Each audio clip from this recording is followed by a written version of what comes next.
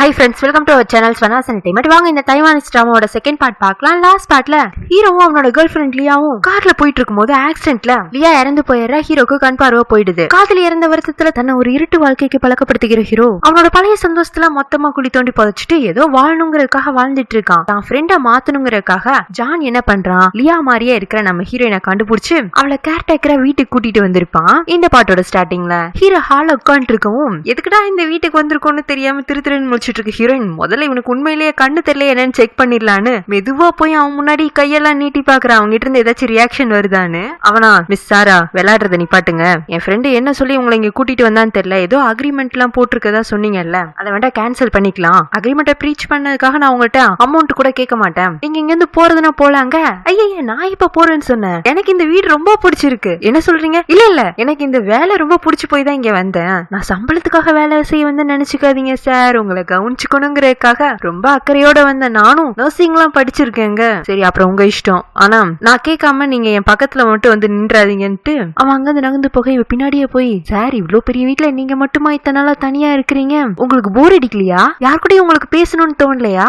என்ன பண்ணுவீங்க இந்த வீட்டுல அப்படி தனியா இருந்துன்னு அவன்கிட்ட கொஸ்டின் கேட்டுட்டே இருக்கா. அவன் என்னன்னா கதவை சுத்திட்டு உள்ள போயிட்டான். இப்ப அப்படியே ஸ்டோரியில ஒரு புது பொண்ணை காட்டுறாங்க. அந்த பொண்ணு பேரு ஃபை, ஹீரோவோட ஸ்டெப் சிஸ்டர். சர்ச்சுக்கு வந்திருக்கா. அதுவும் ஃபாதர் கிட்ட கன்ஃபஸ் பண்ணிட்டு இருக்கா. ஃபாதர், நான் ஃபாரின்ல இருந்து வந்து ஒரு வாரம் ஆயிடுச்சு. எங்க அண்ணனை ரொம்ப நாள் கழிச்சு இன்னைக்கு பாக்க போறேன். கடைசியா அவரோட காதலி இறந்தப்போ அவருக்கு ஆக்சிடென்ட் ஆகி தெரிஞ்சு இங்க வந்தேன். ஆக்சிடென்ட் ஆனதுக்கு அப்புறமா அண்ணன் யாரும் தான் பக்கத்துல இருக்க விரும்பாதனால நான் மனசு வருத்தத்துல ஃபாரின் போயிட்டு இப்பதான் வந்திருக்கேன். முன்ன விட எங்க அண்ணன் கொஞ்சம் மாறிட்டாரு. ஃபாதர் இருந்துட்டு எல்லா பிரச்சனைகளுமே காலம் ஆக ஆக மாறிடும், பிரச்சனை மாறிடும் ஃபாதர். ஆனா என் அண்ணன் மேல எனக்குள்ள காதல் இன்னமும் மாறலங்க.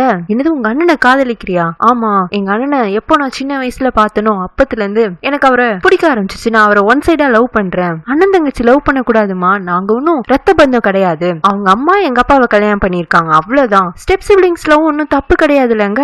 இல்லம்மா, நீ பேசுறதே ரொம்ப தப்பா இருக்கு. உங்க அண்ணன் உன்ன தங்கச்சியா தானே பாக்குறாரு. ஆமா, தங்கச்சியா என்ன ஏதோ என்ன குழந்தை மாதிரி பாக்குறாரு. அப்ப நான் அவர்கிட்ட என்னோட காதல சொல்லக்கூடாதா ஃபாதர்? ஃபாதரா சிரிச்சிட்டு, நீ சின்ன பொண்ணுமா, எது உனக்கு காதல் எது உனக்கு அன்பு அப்படின்லாம் இன்னும் புரியதுக்கு டைம் எடுக்கும். ஒரு 2-3 வருஷம் கழிச்சு நீ இப்ப என்கிட்ட கன்ஃபஸ் பண்ணத நினைச்சு சிரிச்சிட்டு இருப்பேன். அப்ப நான் உங்கள்கிட்ட சொன்ன எந்த விஷயத்தையும் வச்சு நீங்க என்ன தப்பா நினைக்கல ஃபாதர்? இல்லம்மா, உன்னோட மனசு தெளிவாயிருச்சுன்னா அதுவே போதும், நீ போலான்றாரு. இப்ப அப்படியே அடுத்த நாள் காலையில காட்டுறாங்க. ஹீரோவே கண்ணு முழிச்சு ரெடி ஆகி ரூம்ல இருந்து வந்துடுறான். அவனுக்கு கேர் டேக்கரா வந்தவ ஹால்ல ஜாலியா நைட்டு ஃபுல்லா டிவி பார்த்துட்டு இன்னும் ஆன் பண்ணிக்கிற டிவி ஆஃப் பண்ண கூட இல்ல, சோஃபால சாஞ்சு படுத்துட்டு இருக்கா. மிஸ் சாரா, இன்னைக்கு நியூஸ் பேப்பர் எடுத்துட்டு வாங்க. அந்த சைடுல இருந்து நோ ரெஸ்பான்ஸ், கொரட்ட சவுண்ட் தான் வருது. சாரா, உங்களதான் நியூஸ் பேப்பர் எடுத்துட்டு வாங்க.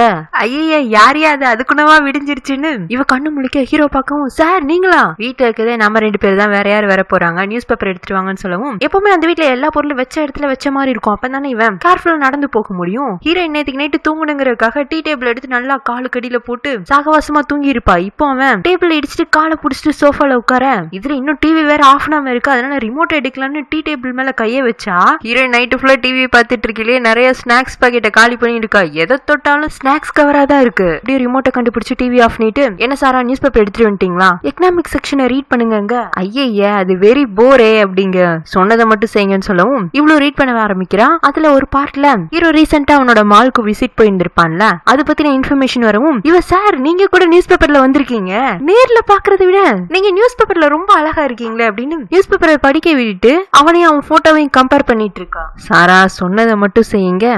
இதோ படிக்கிறேன்னு சொல்லிட்டு பாதி படிச்சுட்டே இருக்கும் போது அப்பதான் அவளுக்கு விஷயம் தெரிய வருது. ஹீரோக்கு ஆக்சிடென்ட் நடந்திருக்கு. அதனால அவன் 2 வருஷமா வெளியில யாரையுமே சந்திக்கல. மக்கள்லாம் அவனுக்கு உடல்ல ஏதோ பிரச்சனை, அவர் இனிமே பிசினஸ் ஃபீல்டுக்கு வரவே மாட்டாருன்னு பொருளை கலப்புற சமயத்துலதான் இவன் இன்டர்வியூக்கு வந்திருக்கான். அதுவும் அந்த கிளாஸ் பீஸ் அவன் முன்னாடி விழுகவும் கண்ணு தெரியலன்னு ரிப்போர்ட்டர் கொஸ்டின் பண்ணிருப்பார்ல, நம்ம ஹீரோயினா இடையில புகுந்து அந்த ஆளுக்கு அவனுக்கு நல்லா கண்ணு தெரியும் இருப்பாள்ல. சோ அந்த கதையெல்லாம் கூட அதுல எழுதியிருக்காங்க. சத்தமா பாதி தூரம் படிச்சுட்டு இருந்தவன் ரொம்ப இன்ட்ரெஸ்டிங்கா ஃபுல் கதையும் படிச்சுட்டு, இப்ப புரியுது உங்க அசிஸ்டன்ட் ஜான் வந்து ஏன் திரும்ப அன்னைக்கு அங்க நடந்ததை யார்கிட்டையும் சொல்லிடாதீங்கன்னு சொன்னாருன்னு. நான் மட்டும் இல்லைனா உங்களுக்கு கண்ணு தெரியலங்கிற விஷயம் ஊருக்கே தெரிஞ்சிருந்திருக்கும்ல. சரி, அதெல்லாம் விட்டுறலாம். இது உங்க வீடு, இத்தனை நாளா இந்த வீட்டுக்குள்ளேயே இருக்கீங்க, கண்ணு தெரியலனாலும் இங்க மேனேஜ் பண்ணிடுறீங்க. ஆனா மால் எவ்வளவு பெரிய இடம், அங்க அத்தனை ரிப்போர்ட்டர்ஸ் முன்னாடி எப்படி உங்களுக்கு கண்ணு தெரியற மாதிரி அவ்வளவு பெர்ஃபெக்ட்டா ஆக்ட் பண்ணீங்க? அதுக்காக நிறைய பிராக்டிஸ் எடுத்தீங்களோ அப்படின்னு நியூஸ் பேப்பர் படிக்க விட்டுட்டு இவ கண்ணு தெரியாம எப்படி நீங்க தெரியற மாதிரி நடிக்கிறீங்கன்னு அவனை தொந்தரவு பண்ண ஆரம்பிக்க, அவன் எழுந்துச்சு ரூமுக்கு போக இவ பின்னாடியே வந்து, சொல்லுங்க சார், ரொம்ப இன்ட்ரெஸ்டிங்கா இருக்கு சார், உங்களை பத்தி தெரிஞ்சுக்கிறதுக்கு ஆவலா இருக்குங்க. அவனா பழையபடி பெட்ரூம்குள்ள போய் கதவை சத்திக்கிறான். நம்ம ஹீரோனால பேசாம இருக்க முடியல. ஹீரோ அளந்தளந்தான் பேசுறான். இவளுக்கா எரிச்சலா இருக்கு, எதுக்குதான் இங்க வந்தோங்கிற மாதிரி திரும்பவும் டிவியை போட்டுட்டு உட்காந்துக்க. அன்னைக்கு ஈவினிங் ஃபெய் அவனோட அண்ணனை பாக்குறதுக்காக அங்க வரா. ஆமா, நீங்க யாரு புதுசா இங்க இருக்கீங்க? நான் சாரா, உங்க அண்ணனோட கேர்டேக்கரு. ஓஹோ அப்படியா, இங்க வாங்க அப்படின்னு அவன் வாங்கிட்டு வந்த ஸ்நாக்ஸ் எல்லாம் ஹீரோயின் கையில கொடுத்து, இதெல்லாம் பிளேட்ல அரேஞ்ச் பண்ணி வச்சிடுங்க, இந்தாங்க என்னோட கோட், இதை மடிச்சு செல்ஃப்ல வச்சிருங்க, ரொம்ப ஹீட்டா இருக்கு, ஜிலி ஜிலின்னு ஒரு கிளாஸ் தண்ணி கொண்டு வந்துருங்க, அப்புறம் ஹால்ல இருக்கிற விண்டோஸ்ல எதுக்கு க்ளோஸ் பண்ணிருக்கு, எல்லாத்தையும் ஓபன் பண்ணி விடுங்கன்னு அவ அடுக்கடுக்கா வேலைகளை சொல்ல, ஹீரோயின் கையில இருக்கிற ஸ்நாக்ஸ் டேபிள்ல வச்சுட்டு, நான் இங்க உங்க அண்ணனுக்கு கேர்டேக்கரா தான் வந்திருக்கேன், வேலைக்காரியா இல்ல, சாரி அப்படின்னு சொல்லிட்டு அவ சோஃபால போய் ஸ்டைலா கால் மேல கால் போட்டு உட்கார்ந்துட்டு இருக்கா, ஏதோ அவ வீடுங்கிற மாதிரி. ஃபேக்கா ஹீரோனோட ஆட்டிடியூட பார்க்கவும் அதிர்ச்சியா அவ ஓடி வந்து, ஆமா நீங்க கேர்டேக்கரா இருந்தாலும் சாதாரணமா கேர்டேக்கர் குடுக்குற சம்பளத்தை விட உங்களுக்கு அதிகமா தானே எங்க அண்ணன் கொடுப்பாரு, அவரோட தங்கச்சினா நான் கேட்டா உங்களால சின்ன சின்ன வேலைகள் கூட செய்ய முடியாதா? முடியாது, என்ன பண்ண போற? உங்களை பார்த்தா கேர்டேக்கர் மாதிரியே இல்லையே, எங்க அண்ணன் வேற ரொம்ப சாஃப்ட் நேச்சரு, நீங்க அவருக்கு செட் ஆக மாட்டீங்க. ஏமா உங்க அண்ணனுக்கு என்ன பொண்ணா பாக்குறீங்க? செட் ஆக மாட்டேன்னு சொல்றதுக்கு ஏதோ நானுங்கிற போய் உங்க அண்ணனை 2 நாளா சகிச்சிட்டு இருக்கேன், ஏதோ ஒரு 4 கேள்வி கேட்டா உடனே போய் ரூம சாத்திட்டு உள்ள உட்காந்துக்கிறாரு, அவரை வச்சு எப்படி சமாளிக்கன்னு தெரியாம நான் யோசிச்சு மண்டை காஞ்சு போயிருக்க, தங்கச்சின்னு ஒரு குட்டி சைத்தான் வந்து வேலை வாங்கும் போது எனக்கு எவ்வளவு கடுப்பா இருக்கும்னு இவ கத்திட்டு இருக்கா. அதுக்குன்னு உள்ள சவுண்ட் கேட்டு ஹீரோ வந்துடுறான். யாரு அப்படிங்க? உடனே ஃபே மூஞ்சி எல்லாம் மாத்திட்டு கியூட்டா வச்சுட்டு அண்ணன் அப்படின்னு சொல்லி ஹீரோ கைய புடிச்சுக்க. என்ன ஃபே நீ வரதா சொல்லவே இல்லையே? நான் போன வாரம் தான் ஃபாரின்ல இருந்து வந்தேன், இங்க வரதுக்காக ரொம்ப யோசிச்சு கஷ்டப்பட்டு வந்திருக்கேன், அதுவும் உனக்கு பிடிச்ச ஸ்நாக்ஸ் எல்லாம் வாங்கிட்டு வந்திருக்கேன், நம்ம 2 பேர் சேர்ந்து சாப்பிடலாமான்னு அவ ரொம்ப கியூட்டா அவளோட அண்ணன் கிட்ட பேசிட்டு இருக்கா. ஒன் சைடா ஃபீலிங்ஸ் இருக்கிற மாதிரி இருந்தாலும் அந்த ஃபீலிங்ஸ் எல்லாம் வெறும் அன்புன்னு புரிஞ்சுக்க முடியாத அளவுக்கு ஒரு சின்ன குழந்தையா தான் இருக்கா. இதெல்லாம் பார்க்கவே நம்ம ஹீரோனுக்கு தெரிஞ்சிருது இந்த குட்டி சைத்தானுக்கு அவங்க அண்ணன் மேல அண்ணங்கிற ஃபீலிங்ஸ் தவிர்த்து ஏதோ ஒண்ணு இருக்குன்னு. என்னமோ அதுக்கு 2 பண்ணிட்டு போகுதுன்னு இவ சோஃபால உட்காந்துக்க அங்க அண்ணனும் தங்கச்சி ஸ்நாக்ஸ் எல்லாம் சாப்பிட ஆரம்பிச்சிடுறாங்க. சாப்பிட்டு இருக்கும் போது ஃபே இருந்துட்டு, அண்ணன் என்ன விண்டோஸ்ல ரொம்ப டர்ட்டியா இருக்கு, கிளீன் பண்ணலையாங்க? ஹீரோ வந்துட்டு, சாரா அப்படின்னு அவன் பேர் சொல்லவே ஹீரோனுக்கு நல்லாவே புரிஞ்சு போயிடுது, இவன் விண்டோஸ்லாம் நம்மள துடைக்க சொல்றான்னு. அவன் சொல்ற வேலையெல்லாம் செய்யணுங்கிறது தானே அவளோட அக்ரிமெண்ட்ல எழுதி இருப்பாங்க. சோ இவளும் டவுல் எடுத்துட்டு போய் விண்டோஸை துடைக்க ஆரம்பிச்சிடுறா. ஃபேக்கா எப்படி என் அண்ணனை வச்சு உன்னை வேலை வாங்கினங்கிற மாதிரி அவன் நக்கலா பார்த்துட்டு சாப்பிட்டுட்டு இருக்க. கடைசியா கிளம்புறதுக்கு முன்னாடி, சாரா இங்க வாங்க, நாங்க சாப்பிட்டது போக மீதி எல்லாம் ஃப்ரிட்ஜ்ல ஸ்டோர் பண்ணி வச்சிருங்க அப்படின்னு பேசிட்டு இருக்கும் போது ஹீரோனோட காலை மிதிக்கிறா. ஹீரோனா என்னடி பண்ணிட்டு இருக்கேங்கிற மாதிரி அவளை பார்த்து முறைக்க, ஓ சாரி வேணுனே தான் மிதிச்சேன்னு வில்லத்தனமா ஹீரோயின் கிட்ட பேசிட்டு அப்படியே திரும்பி அண்ணன் பாய் நன்னு கியூட்டா அவங்க அண்ணன் கிட்ட மட்டும் சைடு கட்டிட்டு போறா. ஹீரோயினுக்கு அப்படியே ஆத்திரமாயிடுது. கோபத்துல கையில உள்ள டவலை 2ஆ கிழிக்க, சாரா என்னாச்சுங்க?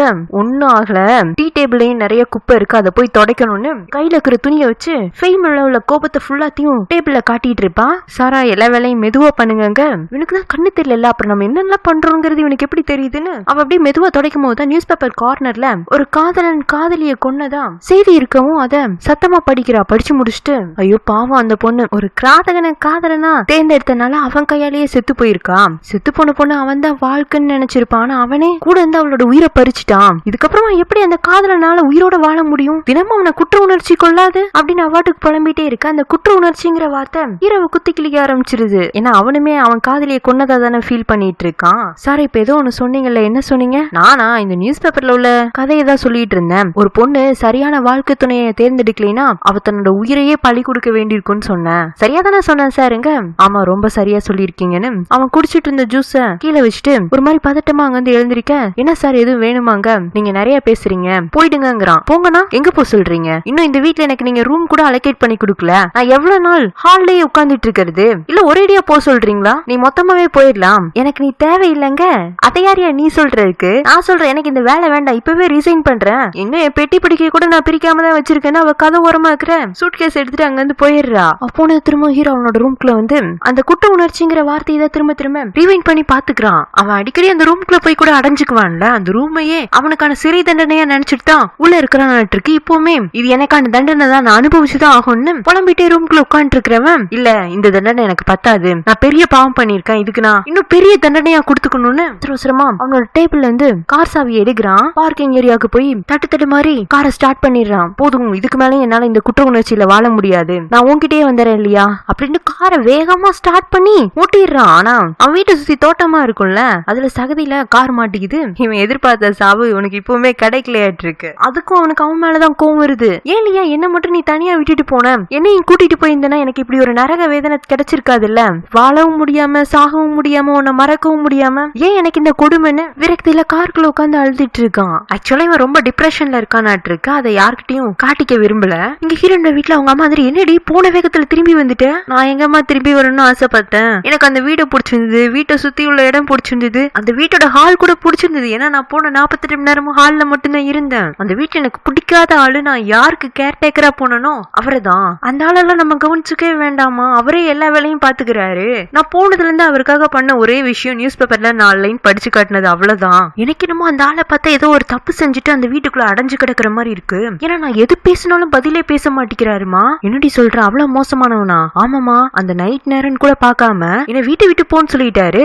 அதுலயும் அந்த நியூஸ நான் படிச்சதுக்கு அப்புறமா தான் அவர் ஓவரா டென்ஷன் ஆன மாதிரி இருந்துச்சு. ஒருவேளை அவரு எதுவும் கொலை கிண்டு பண்ணிருப்பாரோ அந்த நியூஸ்ல வந்த மாதிரின்னு அவ யோசிக்க ஆரம்பிக்க. என்னடி கொலை கிளங்குற, கொலகார வீட்லயா இருந்த? இல்ல அவரை பார்த்தா கொலகார மாதிரியும் தெரியல, ரொம்ப டீசென்டா இருக்காரு, ஆனா ஏதோ ஒரு தப்பு பண்ணிருக்காரு இருக்குமா. அது என்னன்னு தான் தெரியல. அட்லீஸ்ட் ஒரு மாசமாச்சும் அங்க வேலை பார்த்திருந்தேன்னா சம்பளமாச்சு கிடைச்சிருந்திருக்கும். சரி விடுறி, காசுப்பட்டு எங்கேயும் வம்பள மாட்டிக்கிறதுக்கு நீ தப்பிச்சு வந்ததே போதுங்கிறாங்க. அதுக்குன்னு ஹீரோட தம்பி அலெக்ஸும் சர்ச்சில இருந்து வந்திருப்பான். சர்ச்ல அவன் ஏதோ சில வேலைகளும் செய்வானாட்டு இருக்கு, அவனுக்காக சம்பளம் கொடுத்திருப்பாங்க, அதைத்தான் வீட்டுக்கு கொடுக்கலான்னு வந்திருப்பான். ஏன்டா இது உன்னோட செலவுக்கு வச்சுக்கலாம்லங்க, பரவாயில்லமா, எனக்காக தான் நீங்க சின்ன வயசுல இருந்து நிறைய செலவு பண்ணிருக்கீங்கல்ல, உங்களுக்கு பயன்படுத்தும் தான் கொண்டு வந்தேன். எனக்கா உனக்கு ஏதோ வேலை கிடைச்சிருக்குன்னு அம்மா சொன்னாங்க, நீ இங்கே இருக்க, அந்த வேலை வேண்டான்னு விட்டுட்டு வந்துட்டேன்டா, ஒரே போரா இருக்குங்க. அப்ப என் கூட சர்ச்சுக்கு வா, அங்குள்ள குழந்தைங்க கூட எல்லாம் டைம் ஸ்பெண்ட் பண்ணீங்கன்னா இன்னைக்கு நல்லா டைம் பாஸ் ஆகும்னு அவங்க அக்காவை சர்ச்சுக்கு கூட்டிட்டு வந்தாராம். சர்ச்லயே ஒரு அனாத ஆசிரமம் மாதிரியும் அங்க ஃபாதர் நடத்திட்டு இருக்காரு. அங்கதான் அக்கா தம்பி வந்திருப்பாங்க. அந்த சமயத்துல ஹீரோட அம்மா பாக்குறக்காக ஜான் வந்திருக்கான். சாரி மேடம், நேத்திக்கு நைட் ஒரு சின்ன மிஸ் அண்டர்ஸ்டாண்டிங் ஆயிடுச்சு, அதனால பாஸ் கோவத்துல உங்க பொண்ணு வீட்டை விட்டு போன்னு சொல்லிட்டாரு. அப்புறமா அவர் காலையில யோசிச்சு பார்த்து இந்த மாசத்துக்கான சம்பளத்தை உங்களுக்கு கொடுக்க சொல்லிட்டாரு, இந்தாங்க அப்படின்னு பணம் கொடுக்க, ஆமா எங்களை பார்த்தா காசுக்காக என்ன வேண்டாலும் பண்ணுவாங்கங்கிற மாதிரி இருக்கா, வேலையை செய்யாத இடத்துல நாங்க இதுக்கு காசு வாங்கணும், நீ உன் பாஸும் சேர்ந்து ஏதோ மறைக்கிற மாதிரி இருக்கே அப்படிங்க. அப்படிலாம் கிடையாது, என் பாஸ் மாதிரி ஒரு நல்லவரை இந்த உலகத்துல யாராலையும் பார்க்க முடியாது, அவருக்கு சில மனப்பிரச்சனைகள் இருக்கு, அதை யார்கிட்டையும் சொல்ல முடியாம அவருக்குள்ளேயே வச்சுக்கிறாரு. உங்க பொண்ணு நர்ஸுங்கனால அவளால என் பாஸ பழையபடி மாத்த முடியும் தான் நான் அங்க கூட்டிட்டு போனேன். அங்க போய் உங்க பொண்ணு என்ன பேசுனான்னு தெரியல, அவரு முத நாளே கோவப்பட்டு அனுப்பிச்சு வச்சுட்டாரு. இப்ப கூட ஒன்னும் பிரச்சனை இல்ல, நம்ம அன்னைக்கு போட்ட அக்ரிமெண்ட் மாதிரியே இன்னொரு நல்ல அக்ரிமெண்டா போடலாம், சம்பளத்தை கூட 2 மடங்கா கொடுக்குறேன், உங்க பொண்ணை திரும்பவும் எங்க பாஸ்க்கு கேர்டேக்கரா அனுப்பிச்சு வைக்கிறீங்களாங்க. உன் ஆஃபர்லாம் நல்லா தான் இருக்கு, ஆனா உன் பாஸ் சரியில்லையே. சரி என் பொண்ணு வரட்டும், அவகிட்ட கேட்டு முடிவு பண்ணி சொல்றேன். ரொம்ப தேங்க்ஸ் மேடம். அப்புறம் திரும்ப அதே கேள்வி கேட்கறேன்னு நினைக்காதீங்க, உங்களுக்கு ஒரே பொண்ணு ஒரே பையன் தானே, இந்த சாராக்கு எதுவும் ட்வின் சிஸ்டர் இருந்தாங்களான்னு கேட்க, அப்படியெல்லாம் எதுவும் இல்ல. ஆமா நீ என்ன என்னோட ஃபேமிலி மெம்பர்ஸ் மேல இன்ட்ரெஸ்ட் காட்டுற, உனக்கு தேவை கேர்டேக்கர் தானே, முடிஞ்சா அனுப்பிச்சு வைக்கிறேன், நீ முதல்ல கிளம்புங்கிறாங்க. இருந்தாலும் இவன் கேட்ட கேள்வியில லைட்டா அம்மாவோட முகத்துல ஒரு சின்ன மாறுபாடு தெரிஞ்சது, அது ஏன்னு தெரியல, நோட் பண்ணி வச்சுக்கோங்க. இப்ப அப்படியே சர்ச்சை காட்டுறாங்க. சர்ச்சுக்கு இன்னைக்கு ஹீரோவுமே வந்திருக்கான். அவங்க கம்பெனியோட சேரிட்டி ஃபவுண்டேஷன் கீழே தான் அந்த சர்ச்சும் அனாதாசிரமும் வருது. எப்பெல்லாம் மனசுக்கு கொஞ்சம் கஷ்டமா இருக்கும் அப்போ அவன் அங்க வந்து ஃபாதர் கூட டைம் ஸ்பெண்ட் பண்ணிட்டு போவான். அவனோட ஃபேமிலி மெம்பர்ஸ் ஃப்ரெண்டை தவிர்த்து இங்க உள்ள ஃபாதருக்கு மட்டும்தான் ஹீரோ கண்ணு தெரியலங்கிற விஷயம் தெரியும். நேத்திக்கு லியா சம்பந்தமான குற்ற உணர்ச்சியில ரொம்பவே அவன் கஷ்டப்பட்டதுனால இன்னைக்கு ஒரு ரிலீஃப்காக தான் இங்க வந்திருப்பான். அதுவும் அங்க உள்ள அனாதை குழந்தைங்களுக்காக நிறைய பொருட்களை எல்லாம் வாங்கிட்டு வந்திருப்பானா. அந்த பொருட்களை எல்லாம் ஹீரோயினும் அவளோட தம்பியும் தான் எடுத்துட்டு போய் அடுக்கி வச்சிட்டு இருப்பாங்க. ஹீரோ அங்க உள்ள கிரவுண்ட்ல உட்காந்து குழந்தைங்க விளையாடிட்டு இருக்கிற சவுண்ட கேட்டுட்டு இருக்கான். அவங்க பேசிக்கிறது சிரிக்கிறதெல்லாம் கேட்கும் போது இவனுக்குமே ஆட்டோமேட்டிக்கா சிரிப்பு வருது. குழந்தைங்க விளையாடிட்டு இருந்த பந்து ஹீரோ பக்கமா வரவும், அங்கிள் பந்து உங்க கால் பக்கத்துல இருக்கு பாருங்க, எடுத்து இந்த பக்கம் த்ரோ பண்ணுங்கன்னு சொல்லவும் அவனும் ஒரு உற்சாகத்துல பந்தை எடுத்து த்ரோ பண்றான். ஆனா அவன் ஃபாஸ்டா த்ரோ பண்ணவும் பந்து பசங்களை எல்லாம் தாண்டி அங்க ஓரமா பொருட்களை அடுக்கி வச்சிட்டு இருக்கிற ஹீரோனோட தலையில போய் விழுந்துருது. அவளுக்கா டென்ஷன் ஆயிடுது. பந்து தூக்கிட்டு பசங்க முன்னாடி வந்து நின்னு, உங்களை யார்டா அக்காவை டீஸ் பண்ணதுங்க, அக்கா நாங்க இல்ல, அதோ அங்க உட்காந்து இருக்கிறாருல அந்த அங்கிள் தானு ஹீரோவை கை காட்ட, இவர் எதுக்கு இங்க வந்தாருன்னு அவ ஹீரோ நெருங்கி வந்துட்டு இருக்கா. இவ வாய்ஸ் கேட்டதுமே சாரா தானே ஹீரோக்கு தெரிஞ்சு போயிடுது. ஏன்னா ஹீரோனோட வாய்ஸும் லியாவோட வாய்ஸும் ஒரே மாதிரி தான் இருக்கு. சோ அவன் அந்த வாய்ஸ்லயே கவனமா இருக்க. அதுக்குள்ள ஹீரோயின் அவன் பக்கமா வந்து, என்ன ஆர்ஃபனேஜ் பக்கமா வந்திருக்கீங்க, நான் நினைச்சேன் நேத்திக்கே நீங்க ஏதோ ஒரு பெரிய தப்பு பண்ணிருக்கீங்க, அந்த தப்போட குற்ற உணர்ச்சியை போக்குறதுக்காக தான் நீங்க வந்திருக்கீங்கன்னு அவ கரெக்டா பாயிண்ட் பிடிக்க, சாரா நான் நேத்திக்கே சொன்னேன்ல உங்கள்ட்ட பேசுறதுக்கு எனக்கு விருப்பம் இல்லைன்னு, ஆனா எனக்கு உங்கள்ட்ட கேட்கறதுக்கு நிறைய இருக்கே, சொல்லுங்க என்ன தப்பு பண்ணீங்க. இல்ல அன்னைக்கு மால்ல நடந்த பிரஸ் மீட் மாதிரி இங்க நீங்க ஒரு பெருந்தன்மையான பிசினஸ் மேன் காட்டிக்கிறதுக்காக டிராமா பண்றதுக்காக வந்தீங்களா, ஆனா சுத்தில ரிப்போர்ட்டர்ஸ காணுமே, அப்ப கன்ஃபார்மா நீங்க ஏதோ ஒரு தப்பு பண்ணிருக்கீங்க, அதனாலதான் நேத்திக்கு அந்த குற்ற உணர்ச்சிங்கிற வார்த்தை எடுத்ததும் நீங்க கொதிச்சிலிருந்து என்ன வீட்டை விட்டு துரத்தி விட்டீங்க. சாராவே ஒரு மினி கிரிமினல், என்கிட்ட இருந்து யாரும் தப்ப முடியாது அப்படின்னு இவ எப்போ மாதிரி கொஸ்டின் பண்ணிட்டே இருக்க.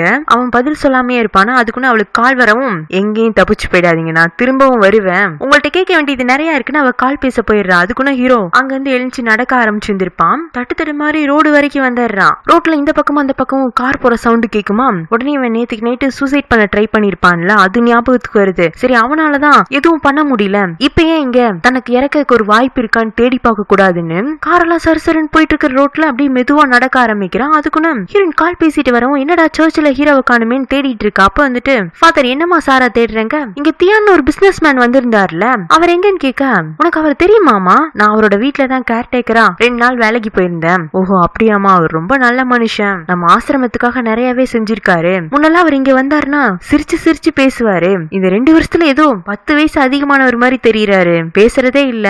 அவரோட காதல் இறந்ததுக்கு அப்புறமா தான் இப்படி ஆயிடுச்சுங்க. என்னது அவங்க காதல் இறந்துட்டாங்களா, எப்படி என்ன ஏதுன்னு கேட்கவும் தான் இவளுக்கு தெரிய வருது 2 பேரும் ஒன்னா கார்ல போகும்போது ஹீரோ டிரைவ் பண்ணதுனாலதான் காதல் இறந்திருக்கான்னு. ஓஹோ அப்போ அவர் குற்ற உணர்ச்சி நம்ம சொன்னப்போ ஃபீல் பண்ணதுக்கு காரணம் அவர் நினைச்சுதானா. இப்ப கொஞ்ச நேரத்துக்கு முன்னாடி கூட என்ன தப்பு பண்ணீங்கன்னு அவனை நோண்டி இருப்பாள், அதனாலதான் அவன் இங்க இருந்து அவசரமா கிளம்பி இருந்திருக்கான்னு ஹீரோ தேடி அங்க இங்க ஓடிட்டு இருப்பாள். அப்பதான் ரோட்ல அவன் கார்களுக்கு நடுவுல நடந்து போயிட்டு இருக்கத பாக்குறா. ஹீரோ நடு ரோடு வரைக்கும் போயிடுறான். ஆனா இது வரைக்குமே அவனை எந்த காருமே இடிக்கல. அவனை இடிக்க வர மாதிரி கார் கூட கடைசி செகண்ட்ல விலகிதான் போகுது. ஒருத்தனுக்கு சாவு கிடைக்கிறது இவ்வளவு துரதிருஷ்டமா இருக்கான்னு இவன் நடு ரோட்லயே நின்னுட்டு இருக்கான். அப்போ ஒரே ஒரு வண்டி மட்டும் லைட்டா ஹீரோ மோதுற மாதிரி வந்து ஒரு டர்ன் எடுத்துருது. அதுல அவன் பேலன்ஸ் மிஸ் ஆகி ரோட்ல விழுந்துடுறான். இவளாம் தியான் அப்படின்னு சொல்லிட்டு வேகமா ஓடி போய் என்ன பண்ணிட்டு இருக்கீங்க, இது என்ன பைத்தியக்காரத்தனம், அவனை கையை பிடிச்சி இழுத்துட்டு வந்துடுறா. நான் இப்ப இங்க வரலைன்னா உங்களுக்கு என்ன வேண்டாலும் ஆயிருந்திருக்கலாம், ஒருவேளை என்ன வேண்டாலும் ஆகட்டும் தான் இப்படி ரோட்ல இறங்கி நடந்தீங்களா, சாரி நான் தானே உங்களை பேசி பேசி ஹர்ட் பண்ணிட்டேன், இனிமே நீங்க கேட்காம நான் எதுவும் பேச மாட்டேன் வரீங்களா அப்படின்னு